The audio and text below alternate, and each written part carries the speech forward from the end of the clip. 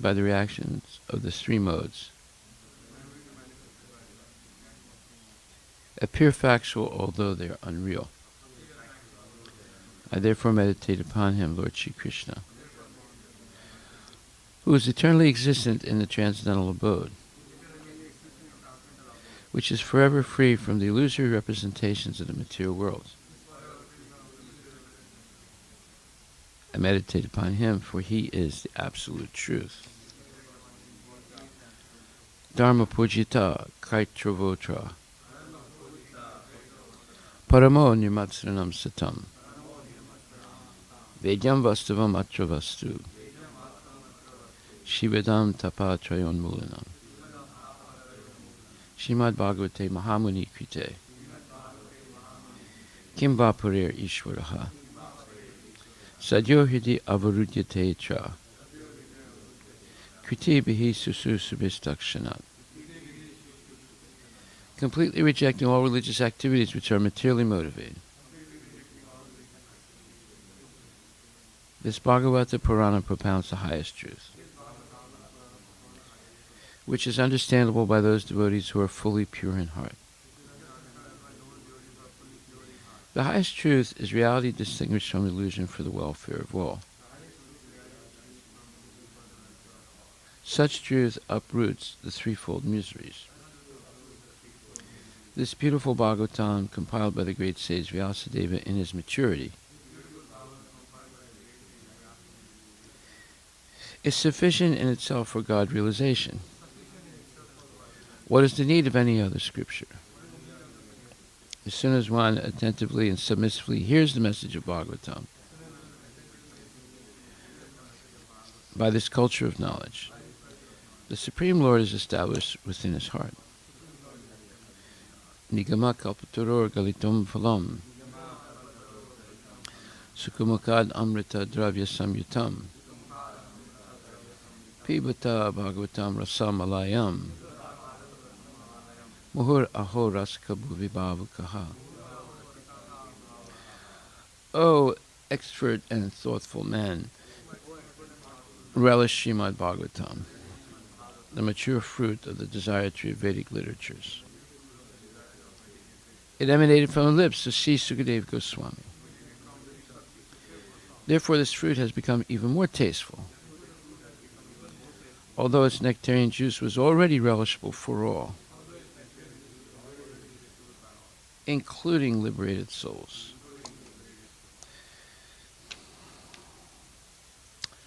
Srimad Bhagavatam, Canto 1, Chapter 9, Text 40. And we'll also cover a little bit at the end of the previous purport. Let my mind be fixed upon Lord Shri Krishna, whose motions and smiles of love attracted the damsels of Rajadama, the gopis. The damsels imitated the characteristic movements of the Lord after his disappearance from the rasa dance. Purport by Srila Prabhupada. By intense ecstasy in loving service, the damsels of Rajabhumi attained qualitative oneness with the Lord by dancing with him on an equal level, embracing him in nuptial love, and smiling at him in joke, and looking at him with a loving attitude. The relation of the Lord with Arjuna is undoubtedly praiseworthy for devotees like Bhismadeva, but the relation of the gopis with the Lord is still more praiseworthy because of their still more purified loving service. By the grace of the Lord, Arjuna was fortunate enough to have the fraternal service of the Lord as chariot driver, but the Lord did not award Arjuna with equal strength. The gopis, however, practically became one with the Lord by attainment of equal footing with the Lord. Bhisma's aspiration to remember the gopis is a prayer to have their mercy also at the last stage of his life. The Lord is satisfied more when his pure devotees are glorified. Therefore, Bhismadeva has not only glorified the acts of Arjuna, his immediate object of attraction, but has also remembered the gopis who were endowed with unrivaled opportunities by rendering loving service to the Lord. The gopis' equality with the Lord should never be misunderstood to be like the Sayuja liberation of the impersonalists. The equality is one of perfect ecstasy where the differential conception is completely eradicated, for the interests of the lover and the beloved become identical. Srila Prabhupada Ki Jai. Yes, this concept of oneness of the Mayavadi is different than the concept of oneness of the devotee.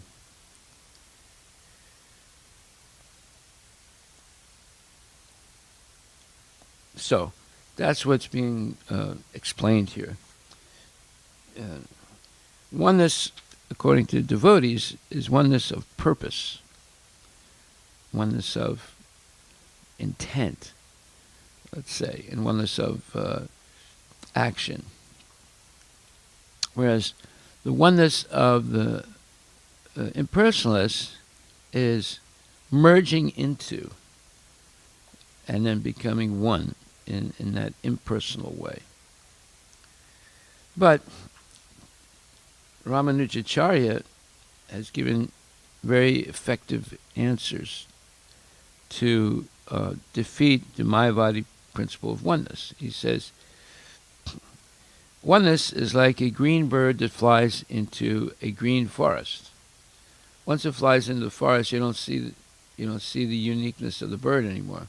It seems to have merged, but no one can say that the bird actually merged. It just looks like that because of the limited point of view of the observer.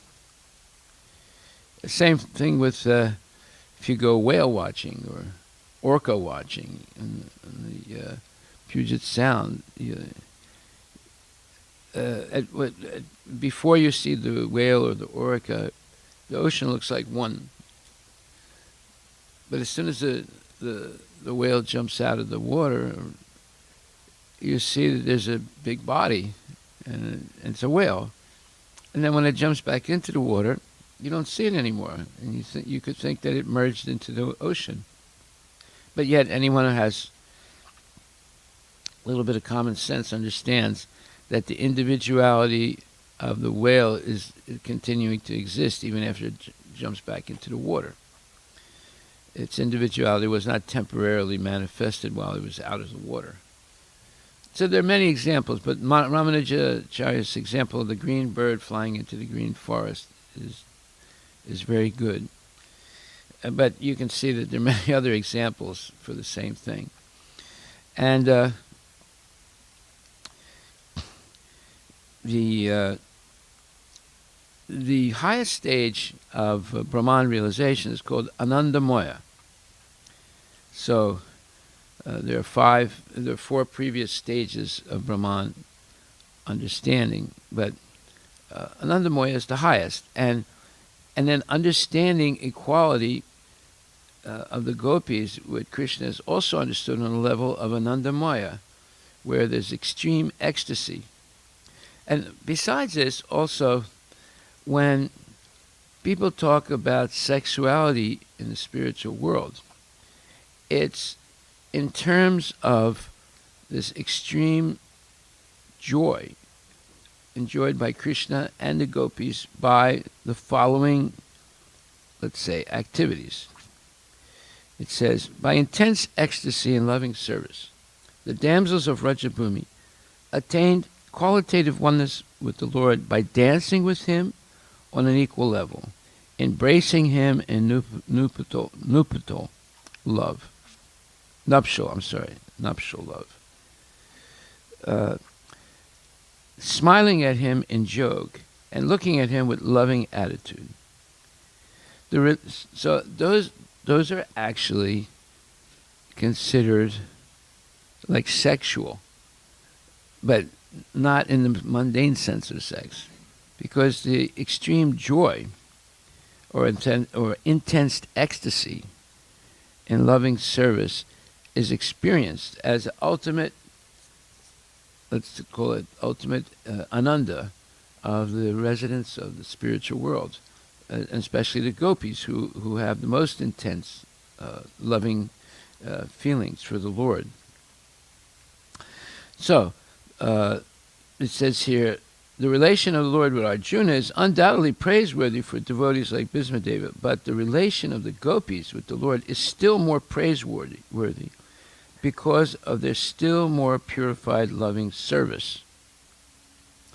So this gives an idea now of what it means about spiritual sexuality in the spiritual world. And it's something that is hard for people to understand in the material world, because their understanding of sexual pleasure is a much more gross concept. But it's measured in terms of intense ecstasy in the spiritual world. Huh? Yes. Yeah, but in a state of intense ecstasy. Yeah. So in the material world, people say, oh, the highest pleasure they can have is sex. Well, no, there's a much more, you could call it purified or transcendental concept of that in the terms of intense ecstasy and loving service. Okay, so another thing that we didn't discuss yesterday was that one can attain a body like Krishna's in the spiritual world, either a four-handed form like Narayana in the Vaikuntha planets, or a two-handed form like the gopis and the gopas and the parents of Krishna in the spiritual world. And it says, a spiritual form like the Lord's, either two-handed or four-handed, is attained by the devotees of the Lord either in Vaikuntha or in the Goloka planet, according to the original nature of the soul. This form, which is 100% spiritual, is the Swarupa of the living being. And all the living beings who participated in the battle of Kurukshetra on both sides attained their Swarupa as confirmed by Bhismadeva. So long Sri Krishna was not merciful, so Lord Sri Krishna was not merciful only to the Pandavas, he was also merciful to the other parties because all of them attained the same result. Bhismadeva wanted the same facility also, and that was his prayer to the Lord, although his position as an associate of the Lord is assured in all circumstances. The conclusion is that whoever dies looking at the personality of Godhead, within or without, attains his Swarupa, which is the highest perfection of life.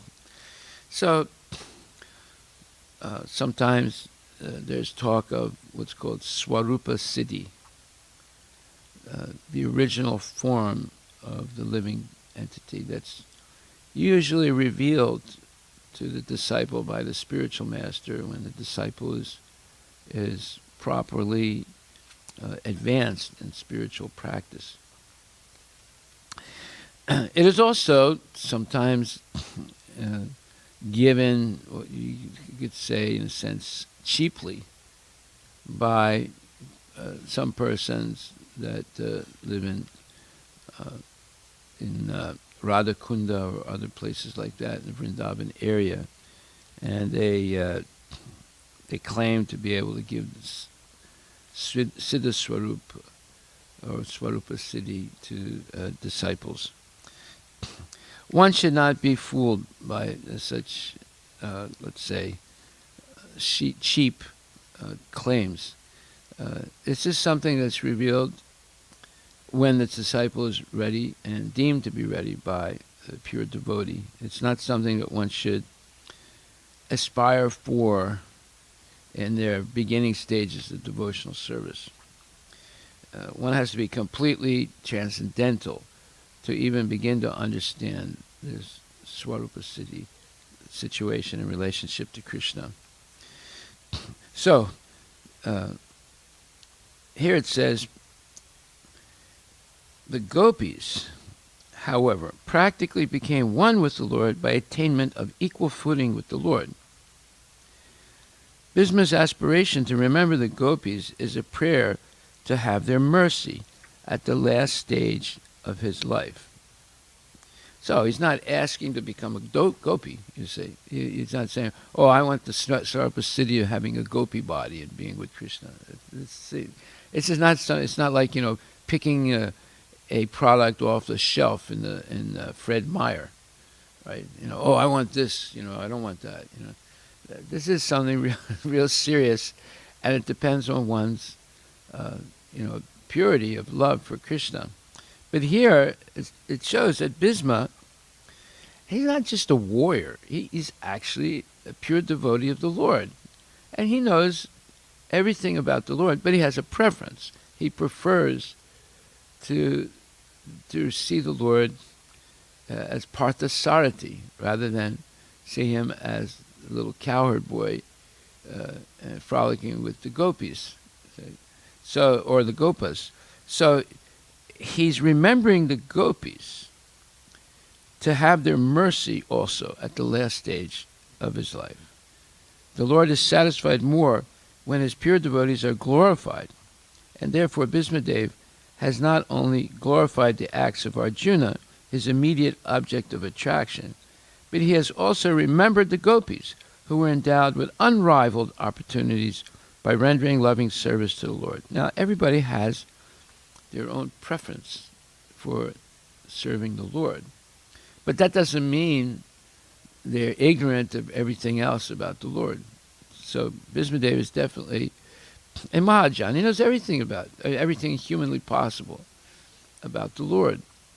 And he never stops being, let's say, amazed by the Lord's infinitely variegated pastimes. And he also understands that getting the mercy of the pure devotees of the Lord is absolutely essential in spiritual life. So he addresses himself to those devotees who are, in a sense, the purest devotees of the Lord, or the most exalted devotees, not purest, but most exalted devotees of the Lord. Therefore, he's remembering the gopis, and because of their unrivaled opportunities by rendering loving service to the Lord. And then, now Prabhupada explains the gopis' equality with the Lord. So in other words, Bhismadev wants to get the mercy of the devotees. And who are the greatest devotees of the Lord? They're the gopis, and amongst the gopis, Srimati Radharani. So he knows this. Right?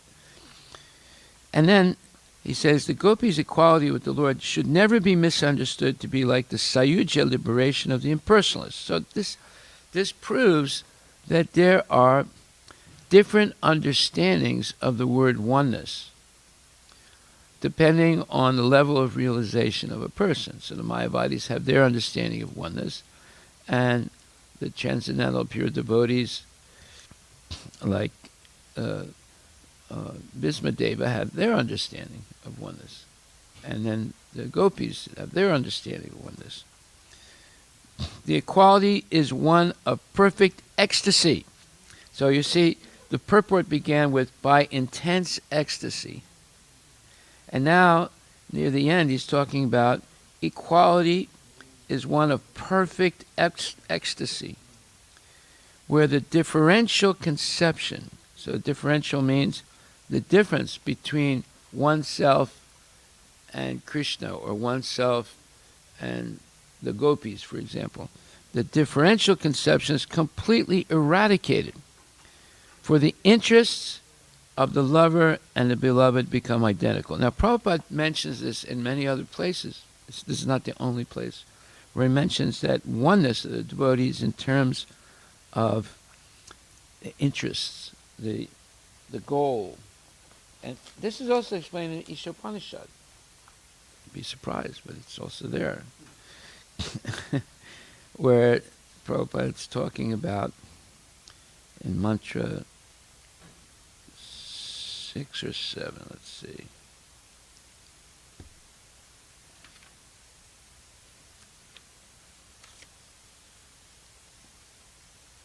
Yeah, mantra 7. He gives 3 examples of oneness.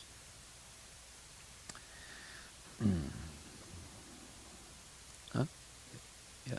So we'll quickly read that. If we don't finish it now, we'll finish it tomorrow. Okay, so the verse says, Yasmin sarvani bhutani atmeva bhut vijanataha tatrako moha kahasoka ekat vam anupasyati. So ekat vam anupasyati means ekat vam is oneness in quality, anupasyati, of one who sees through authority, or one who sees constantly, like that. So now he's going to give three understandings of this ekat vam anupasyati. He says, except for the Madhyama Adhikari and the Uttama Adhikari discussed above, no one can correctly see the spiritual position of a living being. The living entities are qualitatively one with the Supreme Lord, just as, now this is one example, right? The sparks of a fire are qualitatively one with the fire. Yet sparks are not fire as far as quantity is concerned. For the quantity of heat and light present in the sparks is not equal to that in fire. The Mahabhagavata, the great devotee, sees oneness in the sense that he sees everything as the energy of the Supreme Lord. Since there is no difference between the energy and the energetic, there is the sense of oneness. Although from the analytical point of view, heat and light are different from fire, there is no meaning to the word fire without heat and light. In synthesis, therefore, heat and light and fire are the same. Okay? You see how, only Prabhupada could explain this. In this mantra, the words ekat vam anupasyataha indicate that one should see the unity of all living entities from the viewpoint of the revealed scriptures. Okay. The individual sparks of the Supreme Whole, the Lord, possess almost 80% of the known qualities of the whole, but they are not quantitatively equal to the Supreme Lord. These qualities are present in minute quantity, for the living entity is but a minute part and parcel of the Supreme Whole. To use another analogy, the quantity of salt present in a drop is never comparable to the quantity of salt present in the complete ocean. But the salt present in the drop is qualitatively equal in chemical composition to all the salt present in the ocean. If the individual living being were equal to the Supreme Lord both qualitatively and quantitatively, there would be no question of his being under the influence of the material energy. See, now this is one way of proving that the jiva can never become Paramatma or equal to the Lord in every way, right? And he also gives talks about this in the Bhagavad Gita. But we'll just finish it here. So, anyway, in the Bhagavad Gita, there's Prabhupada quotes. I think it's either Yamunacharya or Ramanujacharya, where it says that if the living entity were equal to the Lord, then there would never be any question of him being conditioned by the modes of material nature. But the fact that everyone is conditioned by the modes of material nature means that they're not equal to the Lord. It's another way of saying the same thing. And I think there was a quote by Yamunacharya. Let me just see if I can find it real quick. 1 second. See, Prabhupada quotes Yamunacharya, Kulshakar, Alvar, and Ramanujacharya because they are acharyas also, although they're in the Sri Vaishnava tradition. Let me see if I can find this. Yamuna.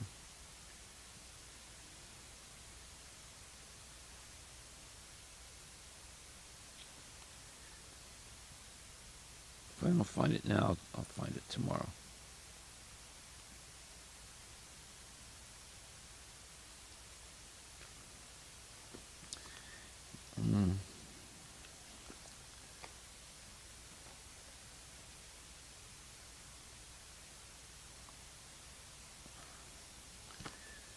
Okay, it's not Yamunacharya, it's Ramanujacharya.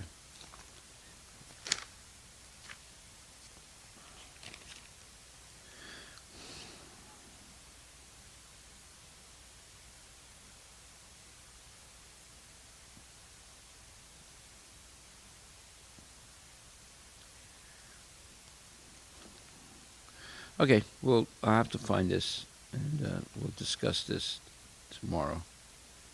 Let me just look one more place.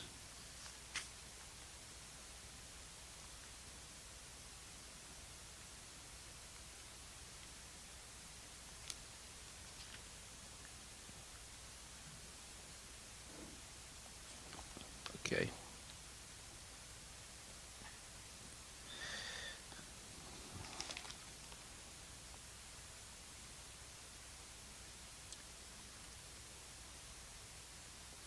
Okay, I didn't find it, so I'll find this tomorrow. All right. So anyway, now he says that if the individual living being were equal to the Supreme Lord, both qualitatively and quantitatively, there would be no question of his being under the influence of the material energy. In the previous mantra, it has already been discussed that no living being, not even the powerful demigods, can surpass the Supreme Being in any respect. Therefore, Ekatvam does not mean that a living being is equal in all respects to the Supreme Lord. It does, however, indicate that in a broader sense, there is one interest, just as in a family. The interest of all members is one, or in a nation, the national interest is one, although there are many different individual citizens. Since the living entities are all members of the same Supreme Family, their interest and that of the Supreme Being are not different. Every living being is the son of the Supreme Being, as stated in the Bhagavad Gita 7.5. All living creatures throughout the universe, including birds, reptiles, ants, aquatics, trees, and so on, are emanations of the marginal potency of the Supreme Lord. Therefore, all of them belong to the family of the Supreme Being. There is no clash of interest. So that's the second point. First one was qualitatively one, quantitatively different. Now he's talking about the same interest or unified interest, like in a family, a united family. So this is the second concept of oneness. The spiritual entities are meant for enjoyment, as stated in the Vedanta Sutra, Anandamaya Bhyasat. By nature and constitution, every living being, including the Supreme Lord in each of his parts and parcels, is meant for eternal enjoyment. The living beings who are encaged in the material tabernacle are constantly seeking enjoyment, but they are seeking it on the wrong platform. Apart from the material platform is the spiritual platform, where the Supreme Being enjoys himself with his innumerable associates. On that platform, there's no trace of material qualities, and therefore that platform is called Nirguna. On the Nirguna platform, there's never a clash over the object of enjoyment. Here in the material world, there's always a clash between the different individual beings, because here the proper center of enjoyment is missed. The real center of enjoyment is the Supreme Lord, who's the center of the sublime and spiritual rasa dance.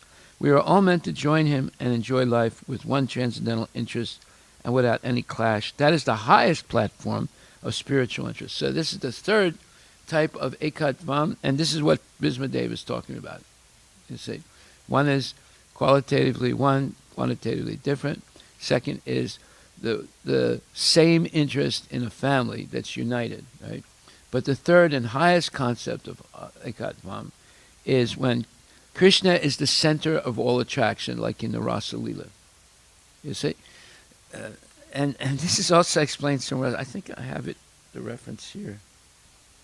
Let me see. He sees oneness in the sense that he sees everything as the end. All right, anyway, I'll find that quote. We'll stop right here. This covers this purport somewhat to verse number 40. Any questions? Yeah. What? The gopis become one with the Lord, yeah. However, practically become one with the Lord by attainment of equal footing with the Lord. So I want to understand what that equal footing with the Lord. They're transcendentally situated on the same level as the Lord. And more significantly, they have only one interest, the Lord. All the gopis have the same interest, the Lord. See? So that means that there's no clash between different individual beings, because the proper center of enjoyment, he says there's always a clash between different individual beings because the proper center of enjoyment is missed. But when they're on the same level as the Lord and they all have the same interest, Krishna. See, one gopi is not thinking of Mr. X, and the other two gopis thinking of Mr. Y. They're all thinking about Krishna. The real center of enjoyment is the Supreme Lord, who is the center of the sublime and spiritual rasa dance. We are all meant to join him and enjoy life with one transcendental interest and without any clash. So if you have one interest, everyone has one interest. Just like whenever there's a war, they try and build up this national interest.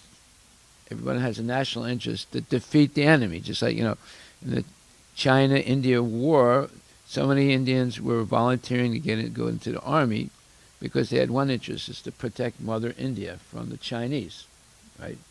And the people who didn't agree with that, the Indians that didn't agree with it, they were looked at as like collaborators with the Chinese, right? But so no one would say, no, I hope the Chinese defeat our India. No, if you say that, you're not you're not Indian anymore, right? So it was one interest. But that's on a mundane level. But on a spiritual level, there's only one interest, and that is to please Krishna. There's no clash. There's no rivalry, and there's oneness, because everyone has the same interest. So this is called consensus understanding. Prabhupada talks about it, teachings of Lord Chaitanya, that by regularly hearing the Shastra, you come to a consensus understanding of the Shastra. Yeah, you all come to by hearing on a regular basis, you come to, everyone has the same understanding. What is it? That Krishna Mahante Ham Tuchhe, right? That's one consensus understanding, right? There's no argument about that, right? And every aspect of the philosophy, by the group that's listening together and discussing together the philosophy, they'll come to a consensus understanding. When they have that unity, you can accomplish anything. Everyone's on the same level of understanding, right? Well, now it's a higher understanding now, where the gopis, they don't have any other desire than to please Krishna, right? So there's no clash. It's called concentric circles of interest.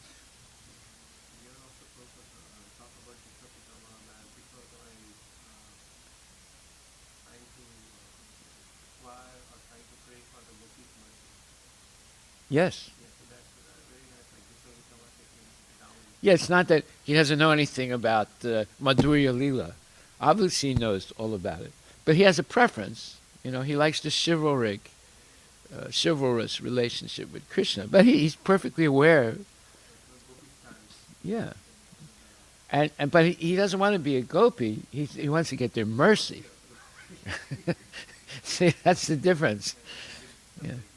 Yeah. There's a lot of, this is a very profound subject. There's a lot of things to be discussed here. And not that we understand all of it, but it's wonderful. And also, in another place, I have to find it, where he talks about, when the gopis are making eyes and looking at Krishna and being bashful, Krishna's being also, smiling at them. That's like the extreme ecstasy. It's not like mundane sex anymore. It's something that's way beyond it, way beyond it.